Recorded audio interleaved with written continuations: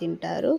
ఇది బనానాతో చేయాలండి. ఎలా చేయాలో మీకు ఫుల్ డీటెయిల్గా చూపిస్తాను. ఫస్ట్గా వేడి నీళ్ళు పెట్టుకొని అందులో ఒక 4 బనానాలు వేసుకొని, పచ్చి బనానాలు వేసుకొని కొద్దిసేపు ఉడికించుకోవాలి. ఆ తర్వాత పొట్టు తీసి ఇలా ముక్కలుగా కట్ చేసుకోండి. మరీ ఎక్కువ ఉడికించుకోకుండా మామూలుగా ఉడికించుకోండి.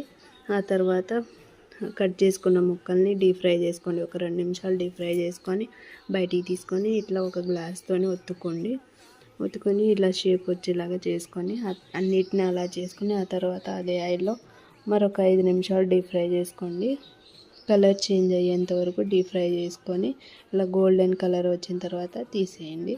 ఆ తర్వాత దానికోసం మసాలా, చాట్ మసాలా, ఇంకా కారం, ఇంకా కొంచెం అంతా సాల్ట్ వేసుకొని కలుపుకొని, మరీ ఎక్కువ కారం కలపకుండా లైట్గా కలుపుకొని పిల్లలకి స్నాక్గా ఇవ్వండి. ఎంతో టేస్టీగా హెల్తీగా ఉంటారు. ఇలా మరిన్ని రెసిపీస్ కోసం మన ఛానల్ని సబ్స్క్రైబ్ చేసుకోండి.